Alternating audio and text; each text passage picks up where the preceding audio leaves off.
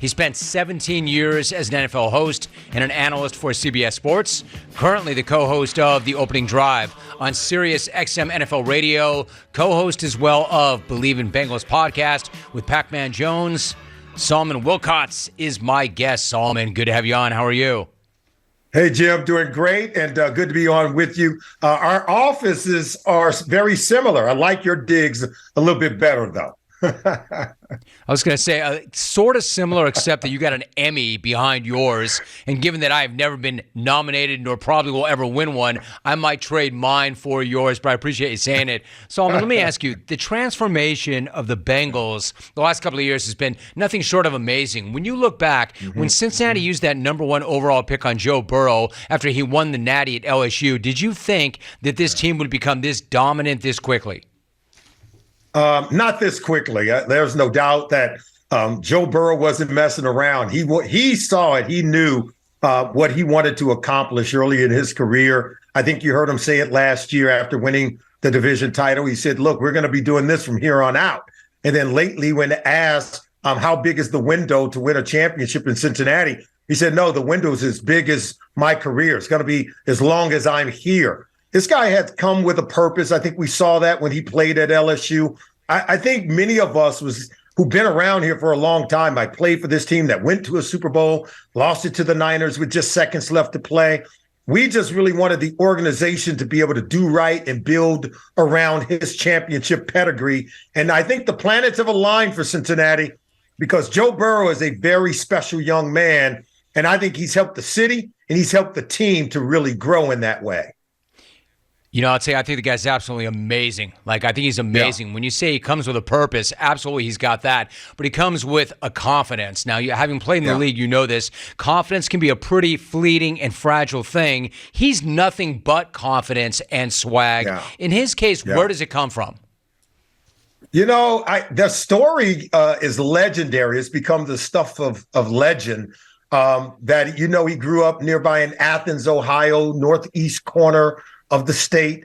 And that's where the University of Ohio is. So it was a sociology professor who coached his 9th grade AAU basketball team and watched him bring the team back from 8 points down with 20 seconds to go. The story is that he just kept knocking down one free throw after another after being fouled by the opposing team. And that his pulse never raised, that as a 9-year-old, this guy had this poise about him that allowed him to be this champion.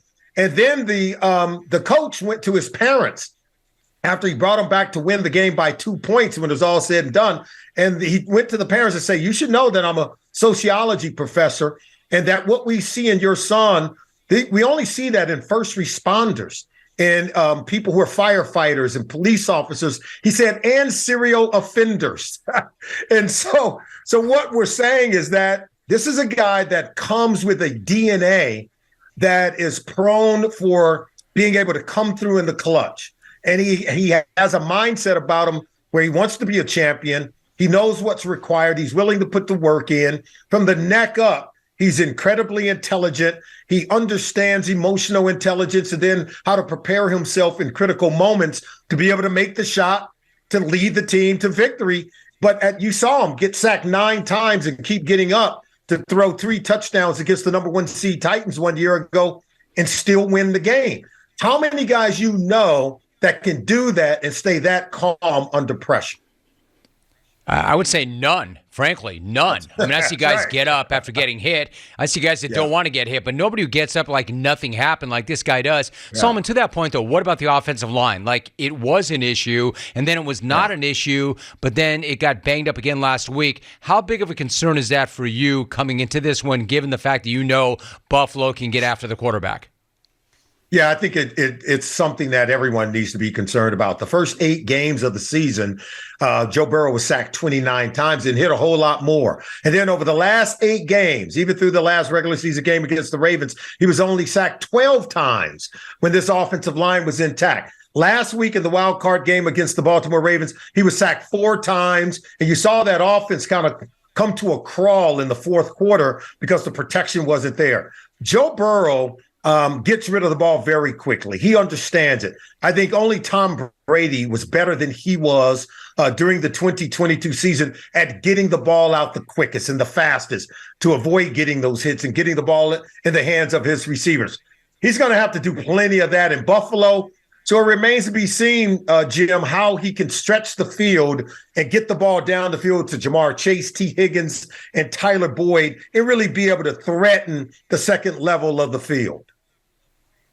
Solomon Wilcots, my guest. Solomon, you mentioned Tom Brady. Listen, I mean, every athlete, very few get to go out on their own terms. We know this, but if anybody has deserved the right to go out when he wants or make that choice, it is Tom Brady. Mm-hmm. I'm just kind of curious, from where you're sitting, when you watched him this year, what did you see? And would you like him to run it back one more time so he has a better ending, or do you think he should walk off on it right now?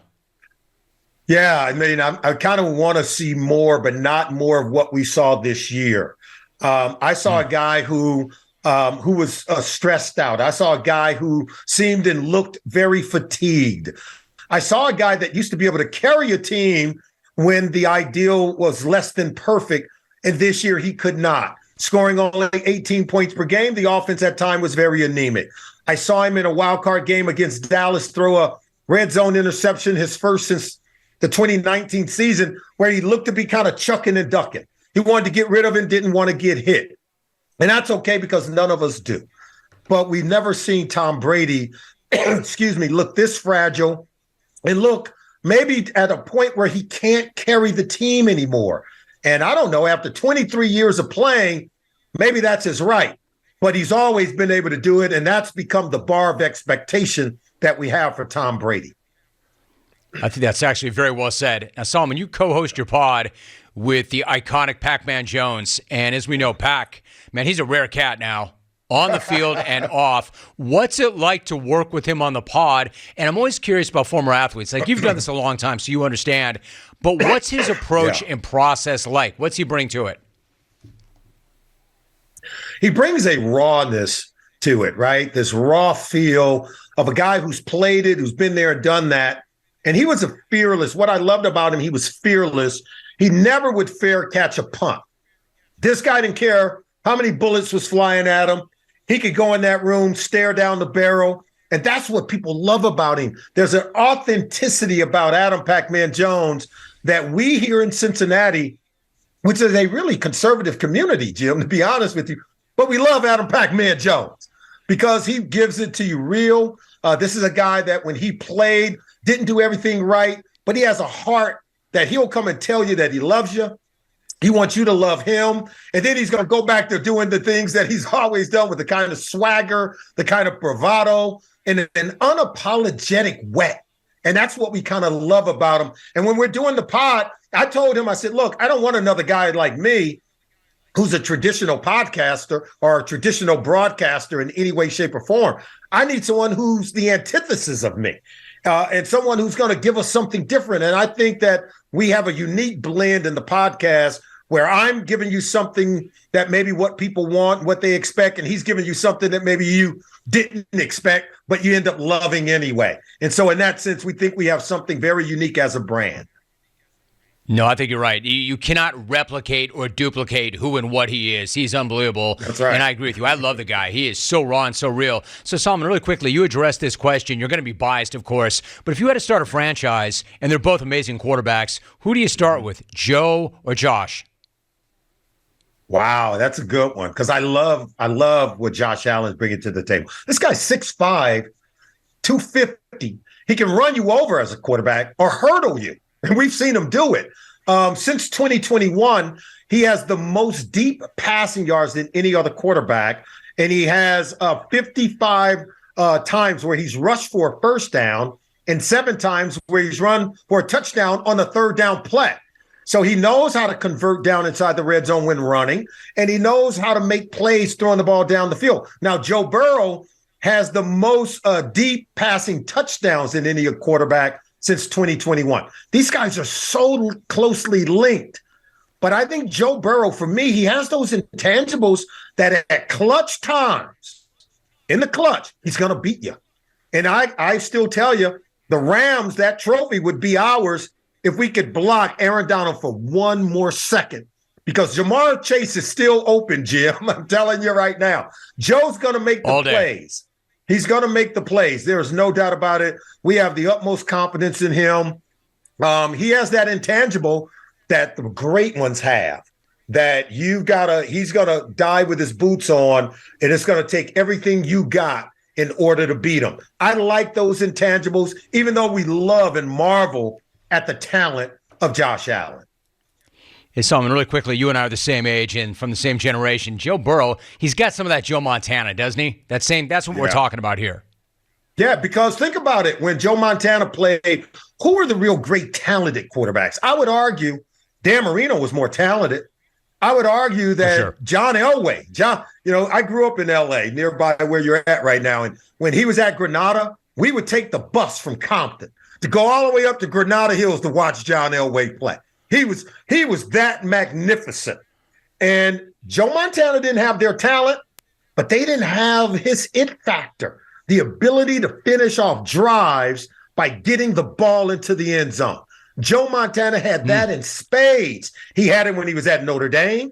He had it for all those years he was in San Francisco. He even took some of it with him to Kansas City and took Kansas City, them to the he NFC did. title I agree game. with you, Solomon. That's right. I got to jump in because that's how you close the show right there. A former NFL safety. Right. He is the co-host of the Opening Drive on Sirius XM NFL Radio and the co-host of Believe in Bengals podcast with Pac-Man Jones. Solomon, great job. So good to have you on. Really appreciate you. An amazing job. Keep up the great work.